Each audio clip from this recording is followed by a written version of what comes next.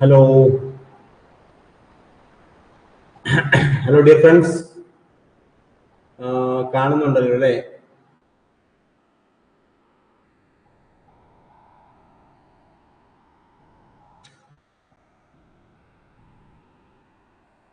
Good evening, good evening. ഞാൻ പറയുന്നത് കേൾക്കുന്നുണ്ടല്ലോ അല്ലേ? കാണുന്നുണ്ടല്ലോ. നമ്മൾ 6 പേര് ലൈവിൽ വന്നിട്ടുണ്ട്. എല്ലാവരും RRB എയിംസ് എക്സാം എങ്ങനെ ഉണ്ടായിരുന്നു എല്ലാവർക്കും? ജിമ്മർ എയിംസ് എക്സാം എങ്ങനെ ഉണ്ടായിരുന്നു? Good evening Devika, Sandra, Aneesha. Good evening.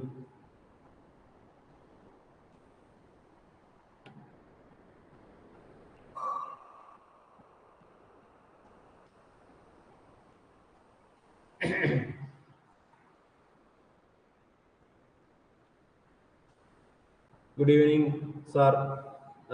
Parvathi. Okay okay, നമുക്ക് സ്റ്റാർട്ട് ചെയ്യാം. ഇന്ന് കുറച്ച് MCQ ഡിസ്കഷൻ ആണ്. അതായത് നമ്മളിപ്പോ OBG ആണ് 5 ക്ലാസ് എടുത്ത് നിർത്തിയത്. അപ്പൊ അതിന്റെ കണ്ടിന്യൂഷൻ ക്ലാസ് നെക്സ്റ്റ് വീക്ക് മുതലാണ്. ഈ വീക്കിൽ MCQ ഡിസ്കഷനുമായിട്ടാണ് വന്നിരിക്കുന്നത്. ഇപ്രാവശ്യം നമുക്ക് എഴുതി പഠിപ്പിക്കാൻ വേണ്ടി നോട്ട് പാഡ് എൻ്റെ കയ്യിലില്ല. അപ്പൊ ഞാൻ നിങ്ങൾക്ക് ഡിസ്കഷൻ പറഞ്ഞ കാര്യങ്ങൾ പറഞ്ഞു തരികയായിരിക്കും. കുറച്ചൊക്കെ നമ്മുടെ ആ ഒരു മെറ്റീരിയൽസിനകത്തുണ്ട് കേട്ടോ. അപ്പോൾ നിങ്ങൾ അത് ക്വസ്റ്റ്യൻ ഡിസ്കഷൻ ആയിരിക്കും. അപ്പോൾ അത് നിങ്ങൾ കണ്ട് നോക്കുക കേട്ടോ. ഞാൻ സ്ക്രീൻ പ്രസന്റ് ചെയ്യാം.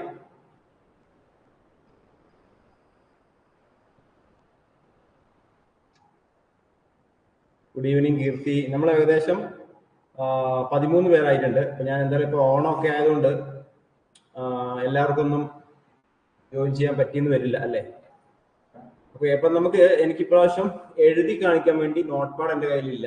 എങ്കിൽ കൂടി ഞാൻ നിങ്ങൾക്ക് എക്സ്പ്ലെയിൻ ചെയ്തു തരാം. First question, which is the philosophy that gives prime importance to the spiritual world? Option idealism, naturalism, realism, pragmatism. അപ്പൊ ഇത് എഡ്യൂക്കേഷൻ നമുക്കിതുവരെ തുടങ്ങിയിട്ടില്ല. ക്ലാസ്സുകൾ റിസർച്ചിന്റെ ക്ലാസ്സുകളാണ് നടക്കുന്നത് കേട്ടോ. എഡ്യൂക്കേഷനിൽ നിന്നുള്ള ക്വസ്റ്റ്യൻ ആണ്. ഏത് ഫിലോസഫിയാണ് സ്പിരിച്വൽ വേൾഡിന് ഇമ്പോർട്ടൻസ് കൊടുക്കുന്നത്? 4 ഓപ്ഷൻ കൊടുത്തിട്ടുണ്ട്. നിങ്ങൾ ജസ്റ്റ് ഒന്ന് കമന്റ് ചെയ്തോളൂ.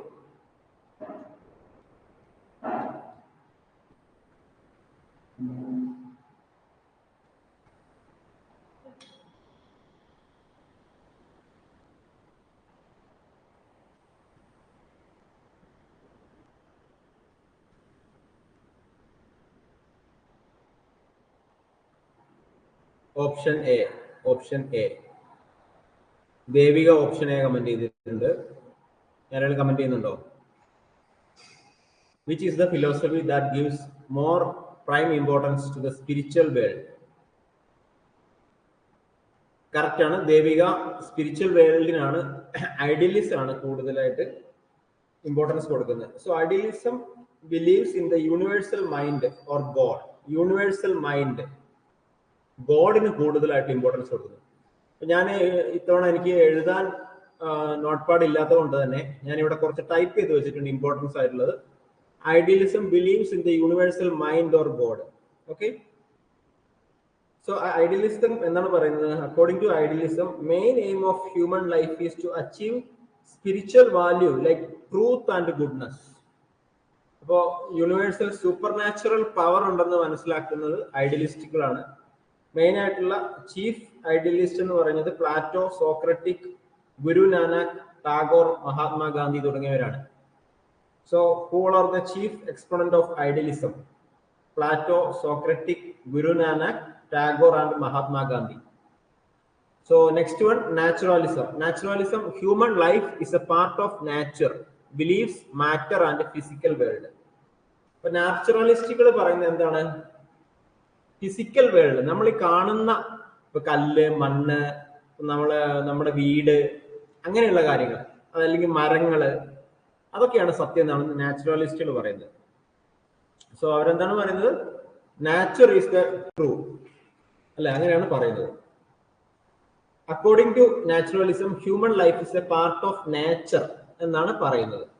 അപ്പൊ നാച്ചുറലിസ്റ്റുകൾ പറയുന്നത് believes in to matter and physical world. Okay, ഈ ഫിലോസഫി എന്ന് പറഞ്ഞാൽ 2 വേർഡിൽ നിന്നാണ് വരുന്നത്. ഫിലോസ് എന്ന് പറഞ്ഞാൽ ലവ് ആണ്, സോഫിയ എന്ന് പറഞ്ഞാൽ വിസ്ഡം ആണ്. ഓക്കെ, ഫിലോസഫി എന്ന് പറഞ്ഞാൽ ലവ് ഫോർ വിസ്ഡം ആണ്. ഫിലോസഫി എന്ന് പറഞ്ഞാൽ എന്താണ്? ലവ് ഫോർ വിസ്ഡം ആണ്. According to Coleridge, philosophy is the science of all sciences. Science of all sciences എന്ന് പറഞ്ഞാൽ ആരാണ്? കോളറിഡ്ജ് ആണ്. COLERIDGE. ഞാൻ പറയുന്നത് കേൾക്കുന്നുണ്ടല്ലോ അല്ലെ? ജസ്റ്റ് ഒന്ന് കമന്റ് ചെയ്യണേ. കേൾക്കുന്നുണ്ട്. നമ്മൾ 16 പേര് ലൈവിൽ വന്നിട്ടുണ്ട്. സോ നാച്ചുറൽ കോളറിഡ്ജ് പറഞ്ഞത് ഫിലോസഫി എന്ന് പറഞ്ഞാൽ സയൻസ് ഓഫ് ഓൾ സയൻസസ് എന്നാണ്. ഇനി റിയലിസം. റിയലിസം എന്ന് പറഞ്ഞാൽ what is true and real in daily life. So നമ്മൾ ഡെയിലി ലൈഫിൽ കാണുന്നത്. സോ എന്താണ് realism? What is true and real in daily life is only acceptable. നമ്മൾ നേരിട്ട് കാണുന്ന ഡെയിലി ലൈഫിൽ നേരിട്ട് കാണുന്നതാണ് ആക്സെപ്റ്റബിൾ എന്നാണ് പറയുന്നത്, റിയലിസം പറയുന്നത്. ദെൻ പ്രഗ്മാറ്റിസം ഒക്കെ ചോദിക്കാറുള്ളതാണ് എപ്പോഴും. Means practice or action believes in democracy. Practice ആ പേര് തന്നെ ഉണ്ട് അല്ലേ? Pragmatism, practice. അപ്പൊ അമേരിക്കയിലൊക്കെ ഇപ്പൊ ഡെമോക്രാറ്റിക് കൺട്രിയിൽ ഏറ്റവും കൂടുതൽ ടിപ്പിക്കൽ അമേരിക്കൻ ഫിലോസഫിയാണ് democracy. So typical American philosophy and pragmatism also believes in democracy. So William James is the founder of the അല്ലെങ്കിൽ father of philosophy. Who is the father of philosophy? William James. WILLIAMJEMS. William James is the father of philosophy. Who is the father of philosophy? William James. Sorry, who is the father of pragmatism? William James. Philosophy അല്ല, father of pragmatism ആണ്. Philosophy is the science of all science എന്ന് പറഞ്ഞാൽ Coleridge ആണ്. Philosophy means search to truth എന്ന് പറയും. Existentialism എന്ന് പറയുന്നത് വളരെ important. Teacher work as a friend or helper. Existentialism, teacher work as a friend or helper. അപ്പൊ എന്താണ് പറയുന്നത്? ടീച്ചർ കുട്ടികളെ ഒന്ന് സഹായിക്കുന്നത് മാത്രമേ ഉള്ളൂ. കുട്ടികളാണ് എല്ലാം ചെയ്യേണ്ടത് അല്ലേ? അല്ലെങ്കിൽ കാൻഡിഡേറ്റ്സ് ആണ് എല്ലാം ചെയ്യേണ്ടത്. Existentialism, teacher work as a friend and helper. He has to create real life situation and help the child to solve them. real ലൈഫിലുള്ള പ്രോബ്ലംസിനെ കുട്ടികൾ ഫേസ് ചെയ്യണം അല്ലേ? കുട്ടികളെ ഒന്ന് സഹായിക്കാൻ വേണ്ടിയാണ് ടീച്ചർ അവിടെ നിൽക്കുന്നത്. എക്സിസ്റ്റൻഷ്യലിസം. എക്ലറ്റിസം എപ്പോഴും ചോദിക്കാറുള്ളതാണ്. അത് mixing or mingling various philosophy. Eclectic means selecting the elements. അതായത് ഓരോ ഫിലോസഫിയിൽ നിന്നുള്ള ബെസ്റ്റ് ആയിട്ടുള്ള എലമെന്റ്സ് അവരെടുക്കുന്നു. എക്ലറ്റിസം എടുക്കുന്നു. Mixing the various philosophy of education. ഈ ഫിലോസഫി ഓഫ് എഡ്യൂക്കേഷന്റെ ഒക്കെ ഇമ്പോർട്ടന്റ് ആയിട്ടുള്ളതൊക്കെ എടുക്കുന്നു. Okay. Extracts of all philosophy. EXTRACTS. Extracts. So eclecticism means is the extracts of all philosophy of education. So ഇത്രയും ഫിലോസഫിയാണ്, important ആയിട്ടുള്ള കാര്യങ്ങളാണ് ഞാൻ പറഞ്ഞത്. ഞാനിത് മെറ്റീരിയൽ അയച്ചു തരുമ്പോൾ നിങ്ങൾ ഇത് റിപ്പീറ്റ് ചെയ്ത് വായിക്കുക, നോട്ട്സ് എഴുതി വെക്കുക. ഇനി തരുന്ന ക്ലാസ്സുകൾക്ക് ഇതുപോലെ ഇമ്പോർട്ടന്റ് ആയിട്ടുള്ള പോയിന്റ്സുകൾ ടൈപ്പ് ചെയ്തത് ബാലൻസ് പോർഷൻ എഴുതി കൂടെ നോക്കാം. അപ്പൊ നിങ്ങൾക്ക് കുറച്ചും കൂടെ മനസ്സിലാകുന്നതായിരിക്കും. Next question. What is the teacher-student ratio in College of Nursing? Option 1:20, 1:10, 1:30, 1:5. അറിയുമെങ്കിൽ മാത്രം കമന്റ് ചെയ്യുക.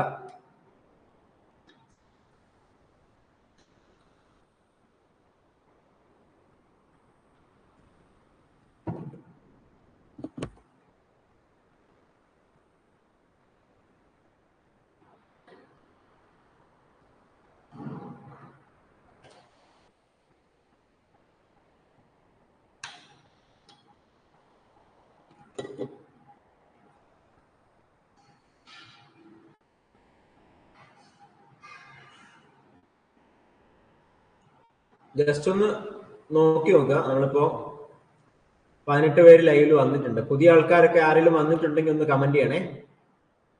ഈ അടുത്ത് ജോയിൻ ചെയ്ത ആരെങ്കിലും ലൈവിൽ ഉണ്ടെങ്കിൽ ഒന്ന് കമന്റ് ചെയ്യണേ.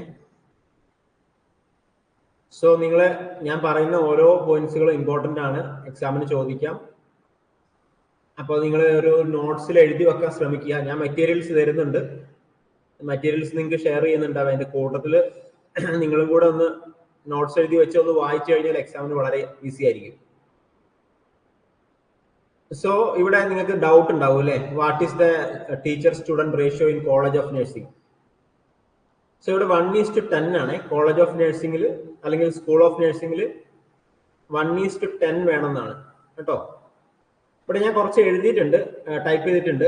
ICU വെന്റിലേറ്റർ ബെഡ് ആണെങ്കിൽ 1:1 ആണ്.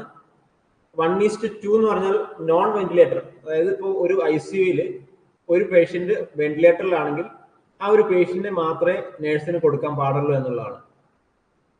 വെന്റിലേറ്ററിലല്ല പക്ഷെ പേഷ്യന്റ് ICUയിലാണ്, ഓക്സിജൻ മാസ്കിലാണെങ്കിൽ 2 പേഷ്യന്റിനെ വരെ കൊടുക്കാം. സ്റ്റെപ്പ് ഡൗൺ ICU അല്ലെങ്കിൽ intermediate care unit, intermediate care unit എന്ന് പറഞ്ഞാൽ 1:3 ആണ്.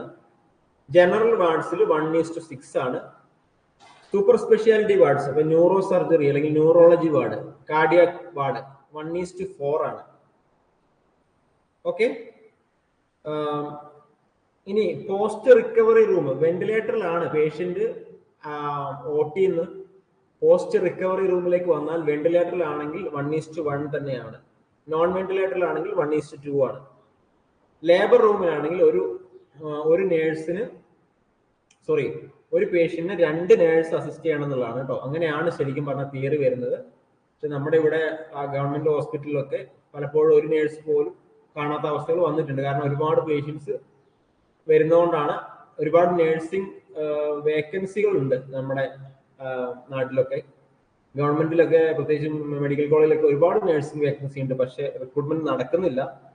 ഭാവിയിൽ നമുക്ക് പ്രതീക്ഷിക്കാം, നമുക്ക് തന്നെ ഗവൺമെന്റ് ജോലി കിട്ടട്ടെ എന്ന് പ്രതീക്ഷിക്കാം. ലേബർ റൂമിൽ 2 നേഴ്സാണ്. ഞാൻ പറഞ്ഞ പീഡിയാട്രിക് വാർഡിൽ 1:5 ആണ് കേട്ടോ. പീഡിയാട്രിക് വാർഡിൽ 1:5 ആണ്. അപ്പൊ ഇതാണ് പറഞ്ഞത്. ഞാൻ ഒന്നുകൂടെ പറയാം. വെന്റിലേറ്ററിലുള്ള പേഷ്യന്റ് ആണെങ്കിൽ 1:1 ആണ്.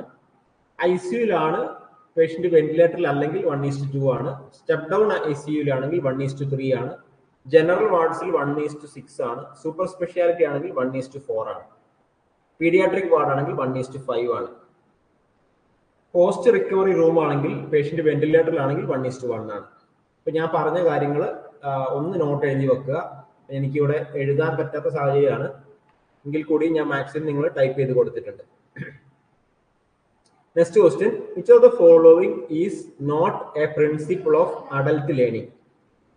Option dependency, motivation, experience, self concept. ഇതിൽ ഏതാണ് അഡൽട്ട് ലേണിംഗ് അല്ലാത്തതെന്നാണ്. നിങ്ങളൊന്ന് ആൻസർ ചെയ്തോളൂ. എനിക്ക് വരാം.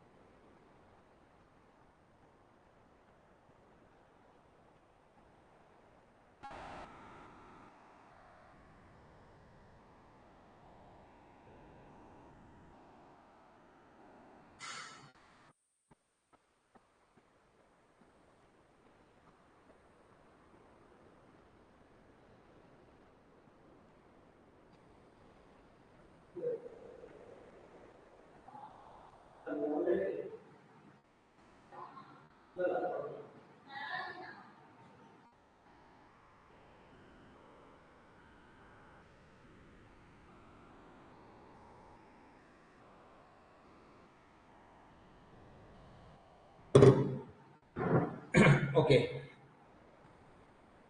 സോ അഡൽട്ട് ലേണിംഗിൽ അല്ലാത്തത് ഏതാണെന്നാണ് ചോദിക്കുന്നത്. സോ എല്ലാവരും കറക്റ്റ് ആണ് അല്ലേ? ഓപ്ഷൻ എ ആണ് കമന്റ് ചെയ്തിരിക്കുന്നത്. സോ കറക്റ്റ് ആണ്. ഡിപ്പെൻഡൻസി ആണ് അല്ലേ? അഡൽട്ട് ലേണിംഗിൽ നമ്മൾ ഡിപ്പെൻഡ് ചെയ്യരുത് അല്ലേ? ഇപ്പം കുട്ടികളെ പഠിപ്പിക്കുന്ന വെച്ചാല് പീഡിയാട്രിക് ലേണിംഗ് അല്ലെങ്കിൽ ഒരു അഡോളസൻസ് വരെയുള്ള ഒരു 15 വയസ്സ് വരെയുള്ള കുട്ടികളെ എന്താണ് അതൊന്ന് പഠിപ്പിക്കും അല്ലെ? ഡെഫിനിഷനൊക്കെ പഠിപ്പിക്കും. പക്ഷെ നമ്മൾ അഡൽട്സിനോട് don't tell adults what is this എന്ന് പറയാം. എന്താണിത് അല്ലെങ്കിൽ ഡെഫിനിഷൻ എന്താണെന്ന് പറയരുത്. How and where it will work എന്നുള്ളതാണ് പറയേണ്ടത്. ഇപ്പൊ ഓരോ ആൾക്കാരും ഇപ്പൊ നമ്മളിപ്പോ ഒരു എസ്സേ വായിക്കുകയാണെങ്കിൽ അതിന്റെ അംശം നമ്മൾ അതിന്റെ അർത്ഥം മനസ്സിലാക്കി എഴുതുകയല്ലേ ചെയ്യുന്നത്. അപ്പൊ നമ്മൾ പണ്ട് 12 വയസ്സിലും 13 വയസ്സിലും ഒക്കെ നമ്മൾ അതിന്റെ ഡെഫിനിഷൻ പഠിക്കുക ചെയ്യുന്നത് അല്ലെ. അപ്പൊ അതുപോലെ adult learning is defined as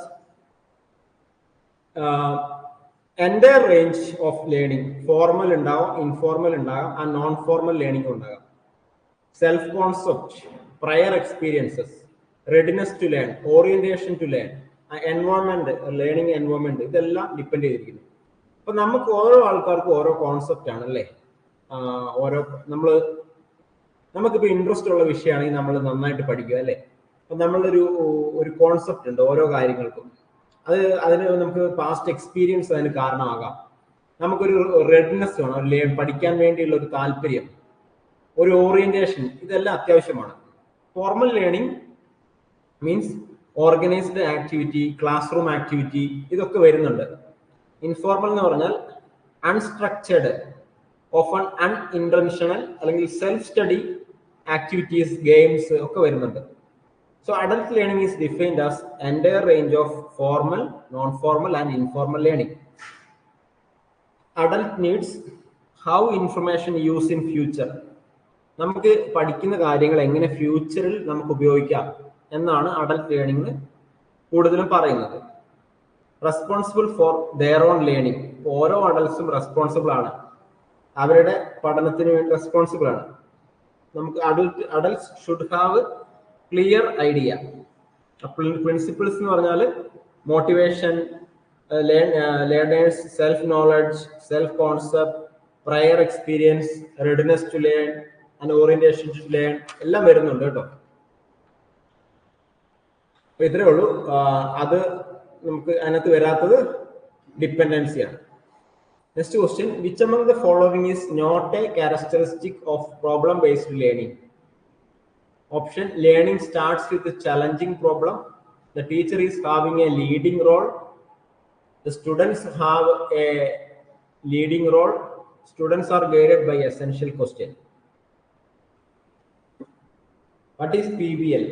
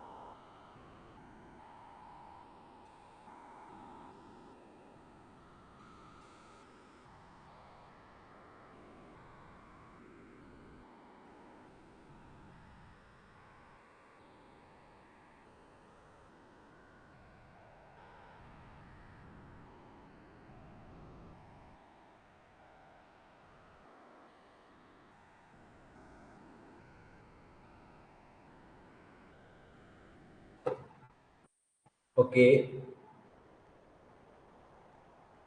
option B ആണല്ലേ കൂടുതൽ കമന്റ് ചെയ്തിരിക്കുന്നത്. Option B. Option A comment ചെയ്തിട്ടുണ്ട്, ഓപ്ഷൻ ബി കമന്റ് ചെയ്തിട്ടുണ്ട്. നോക്കാം. സോ ഓപ്ഷൻ ബി ആണ് കറക്റ്റ് ആൻസർ കേട്ടോ. അതായത് പ്രോബ്ലം ബേസ്ഡ് ലേണിംഗ് എന്ന് പറഞ്ഞാൽ എന്താണ്? PBL is a teaching method involves students work together to solve a real world problem. Students ഒന്നിച്ച് വർക്ക് ചെയ്യാണ്, എന്താണ്? ഒരു റിയൽ വേൾഡ് പ്രോബ്ലം സോൾവ് ചെയ്യാൻ വേണ്ടി. So it is a teaching method involves student work together. Students ഒന്നിച്ച് work ചെയ്യാണ് to solve a real world problem. എന്താണ് real world problem എന്നുകൊണ്ട് ഉദ്ദേശിക്കുന്നത്? So students need to find a example. ഒരു example പറയാം. Students ഒരു ലോക്കൽ ഇഷ്യൂ ഫൈൻഡ് ചെയ്യാണ്. ഇപ്പോൾ നമ്മുടെ ഒരു ലോക്കൽ ആയിട്ടുള്ള ഇഷ്യൂ, നമ്മുടെ ഹെൽത്ത് റിലേറ്റഡ് ആയിട്ടുള്ള ഇഷ്യൂ എന്ന് വിചാരിക്കുക, ഒബേസിറ്റി ആൻഡ് ഡയബറ്റിക് മെലിറ്റസ്. അപ്പോൾ അങ്ങനെയുള്ള ഒരു പ്രോബ്ലം കണ്ടെത്തിയാണ്. കുറച്ച് നമ്മുടെ ലോക്കൽ ഏരിയയിൽ പോയിട്ട്, കമ്മ്യൂണിറ്റി പോയിട്ട്, ഒബേസ് ഉള്ള ആളുകൾക്ക് അവരുടെ ഒബേസിറ്റി കുറയ്ക്കാൻ വേണ്ടി മസ്റ്റ് ആയിട്ട് മോർണിംഗ് വാക്ക് സജസ്റ്റ് ചെയ്യാണ്. ഒരു 40 minutes വാക്ക് സജസ്റ്റ് ചെയ്യുകയാണ്. അപ്പൊ ഒരു റിയൽ ലൈഫ് പ്രോബ്ലം ആണ്. അപ്പൊ അത് it may leads to obesity, may leads to diabetic mellitus. It may be not related to genetic issue. Genetic ആകണമെന്നില്ല അല്ലെ. So it is a real life problem. Students work together. Students are active participants. ഇവിടെ ടീച്ചറിനെന്ന് പറഞ്ഞാൽ ഒരു leading role മാത്രമേ ഉള്ളൂ. Students are working together. Group വർക്കാണ്. Open ended questions ആയിരിക്കും. സോ അവരോട് ചോദിക്കുക, നിങ്ങളെ എത്ര വയസ്സ് മുതലാണ് കൂടുതൽ തടിക്കാൻ തുടങ്ങിയത്? അപ്പോൾ ഡയറ്റിന്റെ കാര്യമൊക്കെ പറയുക. ഡയറ്റ് വളരെ ഇമ്പോർട്ടൻ്റ് ആണ്. ഗ്രൂപ്പ് വർക്കാണ്. ടീച്ചർ ഗൈഡ് ചെയ്യും. റിയൽ വേൾഡ് പ്രോബ്ലംസ് ആണ്. അപ്പൊ ഇൻക്രീസ് സെൽഫ് ലേണിംഗ്. സ്റ്റുഡൻസിന്റെ സെൽഫ് ലേണിംഗ് ഇംപ്രൂവ് ചെയ്യും. ഹൈലി എൻഗേജിങ് ആണ്. Improve the team work. Critical thinking produce ചെയ്യും. കമ്മ്യൂണിക്കേഷൻ സ്കിൽസ് ഇൻക്രീസ് ചെയ്യും, ഇംപ്രൂവ് ചെയ്യും. So that's all. എല്ലാം പ്രോബ്ലം ബേസ്ഡ് ലേണിംഗ് ആണ് കേട്ടോ. സോ ഇവിടെ ഞാൻ എഴുതിയിട്ടുണ്ട്, teachers having a leading role. Students work together to solve a real world problems. Students are active participants. Example obesity, diabetic mellitus.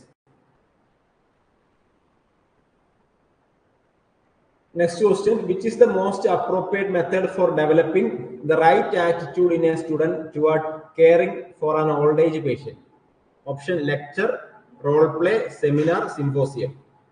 ഏതാണ് most appropriate method എന്നാണ്. Old age പേഷ്യൻസിനെ caring കൊടുക്കുന്ന ഒരു ഇത്.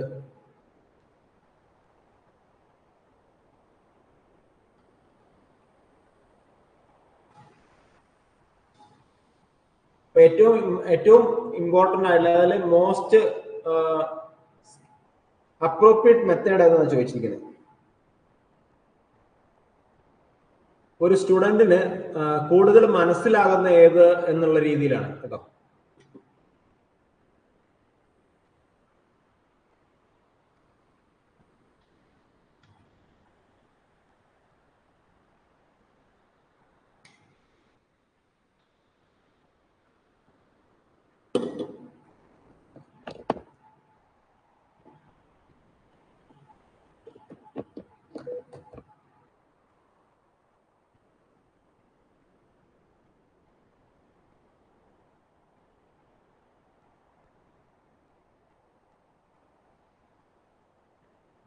ഓപ്ഷൻ ബി റോൾ പ്ലേ ആണ്. Correct ആണ്, role play തന്നെയാണ്.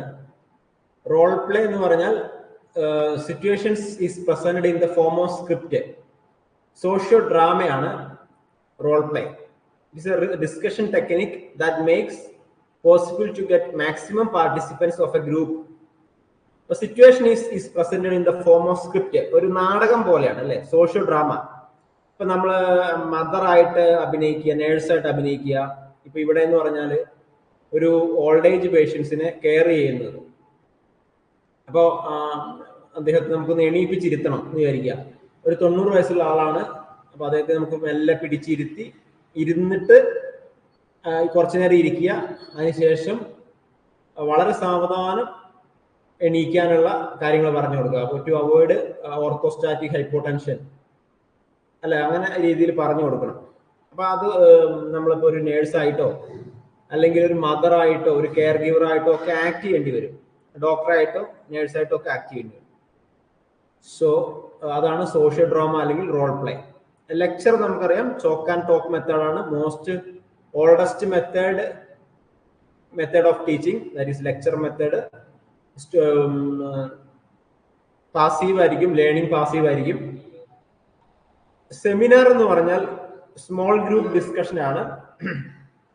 Teacher ഉണ്ടാകും, ഒരു മോണിറ്റർ ചെയ്യാൻ വേണ്ടി, ഒരു ലീഡിങ് മോണിറ്റർ ചെയ്യാൻ വേണ്ടി ഒരു ടീച്ചർ ഉണ്ടാകും അല്ലെ. നമ്മൾ സെമിനാർ എടുക്കുന്നു, 10-15 പാർട്ടിസിപ്പൻസ് മതി. പിന്നെ 1 മണിക്കൂർ മുതൽ 2 മണിക്കൂർ വരെയാണ് സെമിനാർ എടുക്കാറുള്ളത്. സിംഫോസിയം എന്ന് പറഞ്ഞാൽ 2 or more സ്പീക്കേഴ്സ് ഉണ്ടാവും. 2 or more സ്പീക്കേഴ്സ്. 10 തൊട്ട് 20 മിനിറ്റ് വരെയുള്ള ടാസ്ക് ആണ് കൊടുക്കുന്നത്. 10 തൊട്ട് 20 മിനിറ്റ് വരെയുള്ള task. Series of speeches on A single aspect of A topic. ഒരു ടോപ്പിക്കിനെ പറ്റി, ഒരു സിംഗിൾ ടോപ്പിക്കിനെ പറ്റിയുള്ള സീരീസ് ഓഫ് സ്പീച്ചസ് ആണ് പ്രൊവൈഡ് ചെയ്യുന്നത്.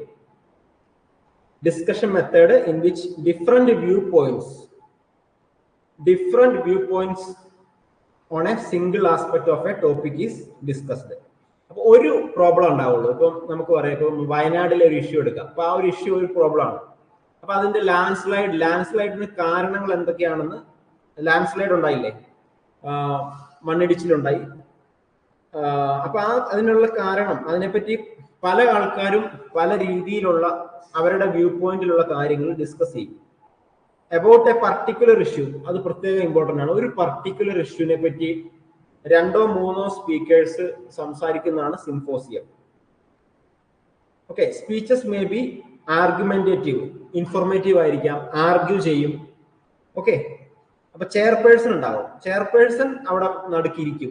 ഓക്കെ, അയാൾ ഇപ്പോൾ നടുക്കിയിരിക്കും, ടോപ്പിക് ഇൻട്രൊഡ്യൂസ് ചെയ്യും. ചെയർപേഴ്സൺ വന്നിരുന്ന് പറയും, okay, about we are discussing about Wayanad landslides and almost 500 people died in that landslide എന്നൊക്കെ നമുക്ക് ഇതിന് പറയാം. അപ്പൊ അതിന് ലാൻഡ് സ്ലൈഡിനെ പറ്റിയുള്ള കാര്യങ്ങൾ പറയണമെന്ന് പറയും. ചെയർപേഴ്സൺ നടുക്ക് വന്നിരിക്കും. അപ്പൊ അദ്ദേഹം ഇൻട്രൊഡ്യൂസ് ചെയ്തു, ടോപ്പിക് ഇൻട്രൊഡ്യൂസ് ചെയ്തു, നമ്മുടെ ലാൻഡ് സ്ലൈഡിനെ കുറിച്ചുള്ള ടോപ്പിക്.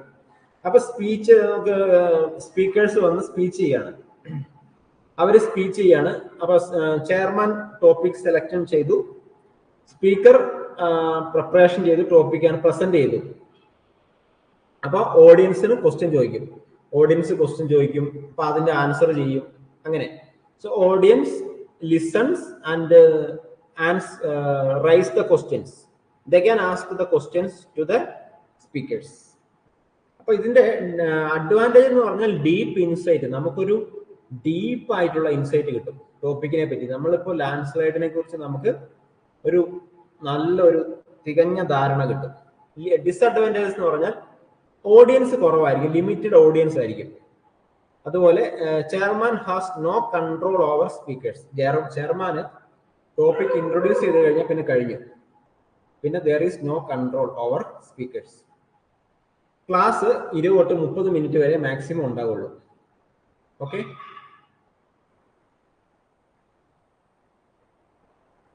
ഏകദേശം ഒരു ഐഡിയ കിട്ടിയില്ലേ നിങ്ങൾക്ക്? ഓക്കെ, അപ്പൊ ഇത് നമ്മുടെ ഒരു ക്വസ്റ്റ്യനോടെ നോക്കാം. Which is the type of assessment is done throughout the period of a course? Option formative assessment, summative assessment, നോം based assessment, criterion based assessment.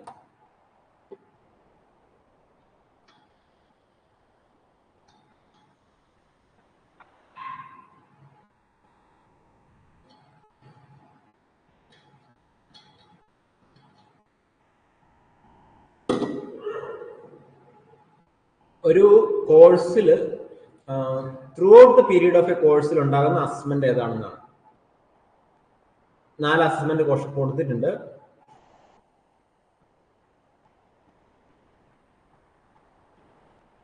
ഇത് എപ്പോഴും ചോദിക്കുന്ന ക്വസ്റ്റ്യൻ ആണ്.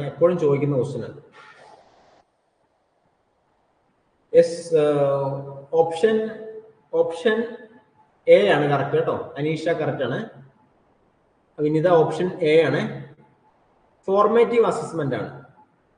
ഫോർമേറ്റീവ് അസസ്മെന്റ് എന്ന് പറഞ്ഞാൽ നമുക്കിപ്പോ ഒരു ക്ലാസ് ടെസ്റ്റ് ചെയ്യുക, ക്ലാസ് ടെസ്റ്റ് ഇടുക, അപ്പൊ അങ്ങനെയുള്ള കാര്യങ്ങൾ ഇവിടെ ഞാൻ എഴുതിയിട്ടുണ്ട്, ടൈപ്പ് ചെയ്തിട്ടുണ്ട്. Formative assessment provides feedback during the learning process to help students to improve their learning and understand the goals of the assessment. അപ്പോൾ നമുക്ക് ക്ലാസ് ടെസ്റ്റ് ഇടുകയല്ലേ, ഒരു ടോപ്പിക്, ഒരു പാർട്ട് 1 ക്ലാസ് എടുത്തു. അപ്പൊ അതിന്റെ ഇൻഫർമേഷനും ഡിസ്കഷനും ആയിട്ടുള്ള ക്ലാസ്സുകൾ, അതിന്റെ ഒരു ക്ലാസ് ടെസ്റ്റ് കാര്യങ്ങളൊക്കെയാണ് ഫോർമേറ്റീവ് അസസ്മെന്റ്. അപ്പൊ കുട്ടികൾക്ക് ഒരു ഫീഡ്ബാക്ക് കിട്ടും. ഓക്കെ, സമ്മേറ്റീവ് അസസ്മെന്റ് എന്ന് പറഞ്ഞാൽ evaluate students learning at the end of a unit. കൊല്ലപരീക്ഷ എന്നൊക്കെ പറയില്ലേ, കോഴ്സ് ഓർ പ്രോഗ്രാം. ഇപ്പൊ ഒരു വൺ ഇയർ ഒരു കോഴ്സ് ചെയ്യാൻ, നിങ്ങൾ ഒരു കോഴ്സ് ചെയ്യാന്നിരിക്കുക, 1 ഇയർ ഓൺലൈൻ ആയിട്ട് നിങ്ങൾ ഒരു കോഴ്സ് ചെയ്യാണ്. അപ്പോൾ ഒരു സെമസ്റ്റർ എന്ന് പറഞ്ഞാൽ 6 മാസമാണ്. ആ സെമസ്റ്ററിന്റെ അവസാനം നിങ്ങൾക്ക് ഒരു എക്സാം ഉണ്ട്, അത് സമ്മേറ്റീവ് അസസ്മെന്റ് ആണ്. അടുത്ത സെമസ്റ്ററിന്റെ ഒരു അവസാനം നിങ്ങൾക്ക് ഒരു എക്സാം ഉണ്ട്, അത് സമ്മേറ്റീവ് അസസ്മെന്റ് ആണ്. പിന്നെ ഓരോ ക്ലാസ്സും കഴിഞ്ഞാൽ നിങ്ങൾക്ക് ഒരു എക്സാം ഉണ്ടെങ്കിൽ അത് ഫോർമേറ്റീവ് അസസ്മെന്റ് ആണ്. Summative assessments are often used to calculate students' final grade. Formative assessment provide ongoing support, while summative assessment offer a snapshot of student progress. ഇത് ഇതുപോലെ തന്നെ നിങ്ങൾ വായിക്കണേ, എക്സാമിന് ചോദിക്കാം. നോം റെഫറൻസ്ഡ് അസസ്മെന്റ് എന്താണ്? Compare a student's performance to group of other students, often to rank them for competitive purpose. നിങ്ങളിപ്പോൾ RRB എക്സാമിന് എഴുതാൻ പോകുന്ന RRB എക്സാം നോം റെഫറൻസ്ഡ് അസസ്മെന്റ് ആണ്. അതായത് നിങ്ങളെ വേറൊരു സ്റ്റുഡന്റിന്റെ മുകളിലുള്ള റാങ്ക് ആണ് നിങ്ങളുടെ ജോലി നിശ്ചയിക്കുന്നത്. So it is a rank based assessment. That is നോം referenced assessment is a rank based assessment. So you are going to attend an RRB exam, that is a norm referenced assessment. When one student's performance are compared to other students. Okay. Criterion reference എന്ന് പറഞ്ഞാൽ there will be a criteria. You are attending a driving test exam, practical and written exam. So that is a criteria. ഒരു criteria ഉണ്ട്. നമ്മളിപ്പോ ഗതാഗത മന്ത്രി നമുക്കൊരു criteria തന്നിട്ടുണ്ട് അല്ലേ? ഇപ്പോ പാരലൽ പാർക്കിംഗ് ഒക്കെ പറയുന്നുണ്ട്. അതായത് കാറ് പാരലൽ ആയിട്ട് പാർക്ക് ചെയ്യണം എന്നൊക്കെ പറയുന്നുണ്ട്. അതായത് 2 കാർ ഉണ്ടാകും മുന്നിലും പുറകിലും, അതിന്റെ നടുവിലേക്ക് കാറ് പാർക്ക് ചെയ്യണം. ആദ്യം H ആയിരുന്നു, പുതിയൊരു ക്രൈറ്റീരിയ വന്നു പാരലൽ പാർക്കിംഗ്. അതൊരു ക്രൈറ്റീരിയൻ റെഫറൻസ്ഡ് അസസ്മെന്റ് ആണ്. So return portion of the state drivers exam ഒക്കെ ഒരു ക്രൈറ്റീരിയൻ റെഫറൻസ്ഡ് എക്സാം ആണ്. നിങ്ങൾ എഴുതാൻ പോകുന്ന RRB എക്സാം നോം റെഫറൻസ്ഡ് അസസ്മെന്റ് ആണ്. സോ വളരെ ഇമ്പോർട്ടൻ്റ് ആണ് അത്. ഇനി നിങ്ങൾക്ക് വേറൊരു ക്വസ്റ്റ്യൻ കൂടെ ഞാൻ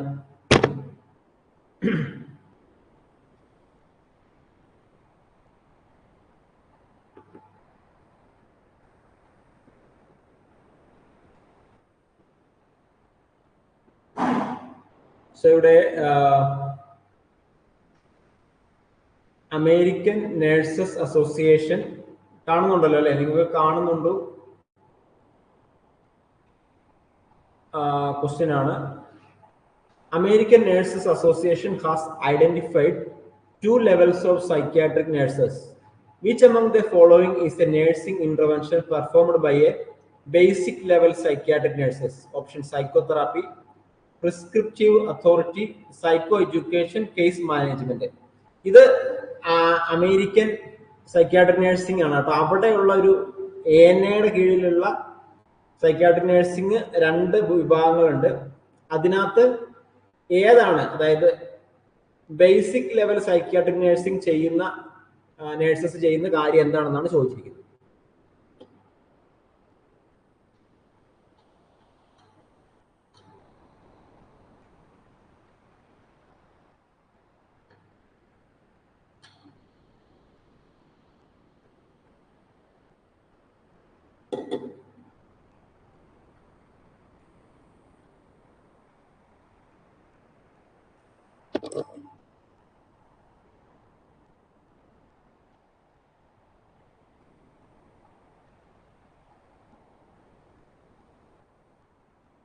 അറിയുമെങ്കിൽ കമന്റ് ചെയ്തോളൂ, ഇല്ലെങ്കിൽ കുഴപ്പമില്ല. ഓപ്ഷൻ സി ആണ് കമന്റ് ചെയ്യുന്നത്. So that is the correct answer. Psycho education ആണ്. എഡ്യൂക്കേഷൻ കൊടുക്കാം, പക്ഷെ അഡ്വാൻസ്ഡ് നഴ്സസിന് മാത്രം അഡ്വാൻസ്ഡ് കെയർ കൊടുക്കാൻ പറ്റുന്നത് psychotherapy, prescriptive authority, case management എന്നൊക്കെ ഉള്ളത് അഡ്വാൻസ്ഡ് പ്രാക്ടീഷണർ, അതായത് നേഴ്സ് പ്രാക്ടീഷണേഴ്സ് ഉണ്ടല്ലോ. നമുക്കിപ്പോ അമേരിക്കയിലൊക്കെ എന്ന് പറഞ്ഞാൽ നമ്മളെ ഇവിടുത്തെ MSc കഴിഞ്ഞു കഴിഞ്ഞാൽ അവിടെ practitioner ആയിട്ടിരിക്കാം.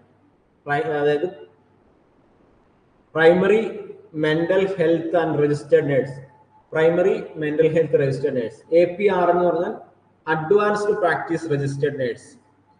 Advanced practice registered nurse ആണ് സൈക്കോതെറാപ്പി, ടോക്ക് തെറാപ്പി, CBT എന്ന് പറഞ്ഞാൽ സിസ്റ്റമാറ്റിക് ഡീസെൻസിറ്റൈസേഷൻ, ഫ്ലഡിങ് ഒക്കെ കൊടുക്കില്ലേ, ഫോബിയ പോലുള്ള അസുഖങ്ങൾക്ക് കോഗ്നിറ്റീവ് ബിഹേവിയർ തെറാപ്പി കൊടുക്കും. ഫോബിയ, പലതരത്തിലുള്ള ഫോബിയ ഉണ്ട്. അത്തരത്തിലുള്ള അസുഖങ്ങൾക്ക് വേണ്ടി CBT കൊടുക്കും. അപ്പൊ ഇങ്ങനെയുള്ള കൊടുക്കുന്നതൊക്കെ അഡ്വാൻസ്ഡ് പ്രാക്ടീസ്ഡ് നേഴ്സ് ആണ്. So 2 types are there. Primary mental health nurse, അവർ കെയർ കൊടുക്കും. അവർ ലൈസൻസ്ഡ് ആണ്. Comprehensive care to individuals, family groups, wellbeing. But advanced practice nurse high quality nursing care കൊടുക്കുന്നുണ്ട്. So that they are nurse practitioners, nurse anaesthetics ഉണ്ട്, nurse midwife ഉണ്ട്. So they can prescribe medications. APRN can prescribe medications, clinical supervision, diagnose, treatment, manage chronic illnesses, especially in psychiatric setup.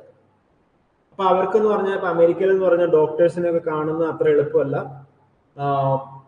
മാസങ്ങളോളം ചിലപ്പോൾ അവർക്ക് കാത്തിരിക്കേണ്ടി വരും. അപ്പം advance നമുക്ക് ഈ നേഴ്സ് പ്രാക്ടീഷണേഴ്സിനെ കൂടുതലും ഡിപ്പെൻഡ് ചെയ്യുന്നു. അപ്പം അങ്ങനെയുള്ള പ്രാക്ടീഷണേഴ്സ് ഉണ്ട്. അപ്പോൾ അവരുടെ അടുത്ത് പോയാൽ they can treat, they can manage chronic illness, they can order, perform therapies, lab tests, perform procedures. Examples like psychotherapy, talk therapy, a variety of treatments aims to help a person identify changes, troubling emotions, thoughts and behaviors. CBT ഞാൻ പറഞ്ഞു, systematic desensitization, phobia. Okay, next question. മനസ്സിലായല്ലോ അല്ലേ? നിങ്ങൾക്ക് ഞാൻ പറയുന്ന കാര്യങ്ങൾ simple അല്ലേ, എക്സാമിന് ചോദിക്കാം. അതുകൊണ്ടാണ് ലാസ്റ്റ് ക്വസ്റ്റ്യൻ ആണ് ഇന്നത്തെ ഉള്ള. Factors which are responsible for prolonging the mental illness already existing in an individual or called. അപ്പൊ ഒരാൾക്കുള്ള അസുഖങ്ങൾ, ഓൾറെഡി മെന്റൽ ഇൽനെസ് ഉള്ള ആൾക്ക് പ്രൊലോങ് ചെയ്യാനുള്ള, അത് മെന്റൽ ഇൽനെസ് പ്രൊലോങ് ചെയ്യാനുള്ള കാരണം ആയിട്ടുള്ള ഫാക്ടേഴ്സ് എന്താണെന്നാണ് ചോദിച്ചിരിക്കുന്നത്.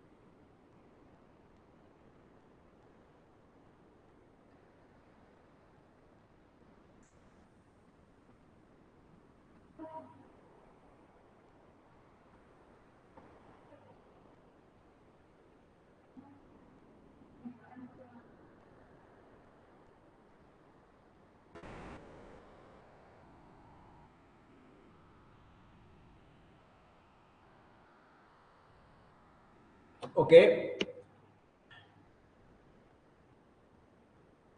ഓപ്ഷൻ എ കമന്റ് ചെയ്തിട്ടുണ്ട്, ഓപ്ഷൻ ബി കമന്റ് ചെയ്തിട്ടുണ്ട്. ഡൗട്ട് ഉണ്ടാകും, കാരണം ഒരുപാട് ഇതൊരു കുറച്ചൊരു കോംപ്ലിക്കേറ്റഡ് ക്വസ്റ്റ്യൻ ആണ്. കറക്റ്റ് ആൻസർ പെർപെറ്റുവേറ്റിംഗ് ഫാക്ടേഴ്സ് ആണ്. സോ പെർപെറ്റുവേറ്റിംഗ് ഫാക്ടേഴ്സ് എന്ന് പറഞ്ഞാൽ factors causes symptoms worse over time. Conflicts, low social support, poor coping mechanism. So factors that cause the ഒരു യങ് പേഴ്സൺ ആണെന്ന് വിചാരിക്കുക. അപ്പോൾ അദ്ദേഹത്തിന് ഒരു ഡിപ്രസീവ് സിംറ്റംസ് ഉണ്ട്. ഓക്കെ, അപ്പോൾ ആ വീട്ടില് കോൺഫ്ലിക്റ്റ്, വഴക്കാണെന്ന് വിചാരിക്കുക. വഴക്കാണ് എപ്പോഴും, അദ്ദേഹത്തിന് ഓൾറെഡി ഡിപ്രഷൻ ആണ്, വർക്ക് ചെയ്യാൻ പറ്റുന്നില്ല, വർക്കിന് പോകാൻ പറ്റുന്നില്ല, വീട്ടിൽ തന്നെയാണ്, വീട്ടിലെപ്പോഴും വഴക്കാണ്, ബഹളമാണ്, സോഷ്യൽ സപ്പോർട്ട് കുറവാണ്, പൂർ കോപ്പിംഗ് മെക്കാനിസം ആണെന്ന് വിചാരിക്കാം. അപ്പൊ എന്താണ്, അപ്പൊ പ്രോഗ്രസീവ്ലി ആ ഒരു സിംറ്റംസ് വേഴ്സ് ആകാം. അപ്പൊ ആ ഒരു ഡിപ്രസീവ് സിംറ്റംസ് കൂടുതലാകാനുള്ള സാധ്യത വളരെ കൂടുതലാണ്. So that will cause the prolonging mental illness already existing. അപ്പോൾ ഓൾറെഡി ആ പേഴ്സൺ, ഇൻഡിവിജ്വലിന് ഡിപ്രഷൻ ഉണ്ട്. അപ്പൊ അദ്ദേഹത്തിന് ആ ഒരു പ്രോബ്ലം പ്രൊലോങ് ചെയ്യാനുള്ള സാധ്യതയുണ്ട്. That is perpetuating factors. What is precipitating? Trigger the onset of illness. Loss of loved one precipitate depression. ഇപ്പൊ ഓൾറെഡി ഡിപ്രഷൻ ഉള്ള ആളാണ്, അദ്ദേഹത്തിന്റെ അടുത്ത ഒരാള് ക്ലോസ് ഒരാള് പെട്ടെന്ന് മരണപ്പെട്ടു വിചാരിക്കും. അപ്പൊ അതൊരു ഡിപ്രസീവ് ഇൽനെസ് കൂടാനുള്ള ഒരു കാരണമാകും, അല്ലെങ്കിൽ അടുത്ത ഒരു എപ്പിസോഡ് അവിടെ വരാനുള്ള കാരണമാകുന്നു. Precipitating factors, circumstances that trigger the onset of a disease or illness, for loss or death of a loved one, and that cause depression, അല്ലെങ്കിൽ precipitate depression. Predisposing factors, risk factors that may increase to developing problems in future. So predisposing factors എന്ന് പറഞ്ഞാൽ risk factors തന്നെയാണ്, that increase the likelihood of developing problems or illness. അപ്പൊ അതിന് കാരണമാകുന്ന ഇപ്പൊ പ്രീഡിസ്പോസിംഗ് factors എന്ന് പറഞ്ഞാൽ ജെനറ്റിക് ഫാക്ടേഴ്സ്,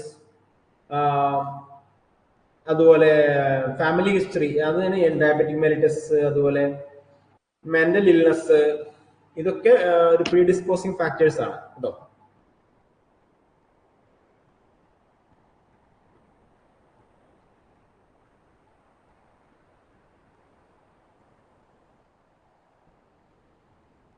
ഓക്കെ, അപ്പൊ ഞാൻ ഇന്നിവിടെ സ്റ്റോപ്പ് ചെയ്യാണ്. ഇനി വരുന്ന ആഴ്ചകളിൽ കൂടുതലായിട്ട് നമുക്ക് OBGയുടെ ബാലൻസ് പോർഷൻ ഒക്കെ എടുക്കുന്നുണ്ട്. ഇപ്പൊ ഞാൻ സ്ഥലത്തില്ലാത്തതുകൊണ്ടാണ് OBGയുടെ ബാലൻസ് പോർഷൻ എടുക്കാത്തത്. ഈ ആഴ്ച ഒരു 3 ക്ലാസ് കൂടെ ഉണ്ടാകാൻ, ഈ ആഴ്ചയിൽ 3 ക്ലാസ് കൂടെ ഉണ്ടാവും. നാളെ ക്ലാസ് ഇല്ല, ബുധൻ വ്യാഴം വെള്ളി, അങ്ങനെ 3 ദിവസമായിരിക്കും ക്ലാസ് ഉണ്ടാകുന്നത് കേട്ടോ. ഓക്കെ, അടുത്ത ആഴ്ച തൊട്ട് നമുക്ക് ഡെയിലി നമുക്ക് ഒരു 6 ദിവസം ക്ലാസ്സുകൾ ഉണ്ടായിരിക്കും. അപ്പൊ ഓക്കെ, ഇന്ന് ഞാൻ ഓക്കെ താങ്ക് യു. എല്ലാവരും നന്നായിട്ട് പഠിക്കുക. RRBക്ക് വേണ്ടി നമ്മളെ എക്സാം ഒരു 2-3 മാസം കിട്ടുമെന്ന് പ്രതീക്ഷിക്കാം കേട്ടോ, എക്സാമിന് വേണ്ടി പഠിക്കാൻ വേണ്ടി. എല്ലാവരും നന്നായിട്ട് പഠിക്കുക, മാക്സിമം എഫോർട്ട് എടുത്ത് പഠിക്കുക. All the best. Thank you.